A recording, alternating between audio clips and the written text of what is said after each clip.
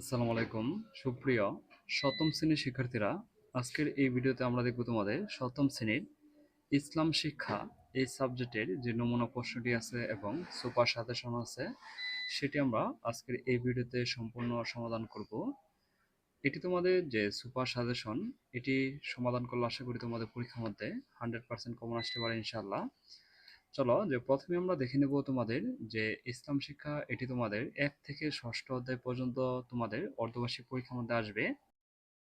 এখান থেকে তোমরা যা যা পড়তে পারো সেই বিষয়গুলো আমরা দেখব। বহুনির্বাচনী প্রশ্ন এবং অনুধাবন ও সৃজনশীল প্রশ্নগুলো সম্পূর্ণ আমরা সমাধান করার চেষ্টা করব। দেখে নিই তোমরা কি কি পড়তে পারো সেই বিষয়গুলো আমরা দেখি। কমন উপযোগী যেগুলো সেগুলো আমরা দেখি যে তাওহীদ সম্পর্কে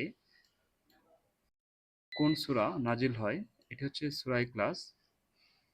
নৈতিকতা কি? নীতিমূলক। তাওহীদ বলতে কি বোঝায়?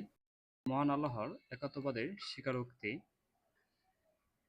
মানুষকে আত্মমর্যাদাশীল করে তোলে কোনটি? সেটি হচ্ছে তাওহীদ। আল্লাহ আমাদের সৃষ্টি করেছেন কেন? তার ইবাদত করার জন্য। আকায়েদ বলতে কি বোঝায়? এখানে উত্তরটি হচ্ছে গ, 2 এবং 3। তাওহীদ, রিসালাত, আখিরাতের উপর বিশ্বাস। তাকদীর ও কিতাবের উপর বিশ্বাস। আল্লাহ জিন এবং মানুষ সৃষ্টি করেছেন কেন?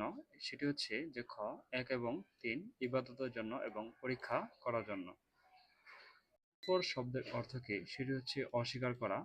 আল্লাহকে অবিশ্বাস করাকে কি বলে? সে বলে যে কুফর। শিরক শব্দের অর্থ কি? সেটি হচ্ছে অংশীদার করা। যে ব্যক্তি শিরক করে তাকে কি বলা হয়? সেটি হচ্ছে মুশরিক।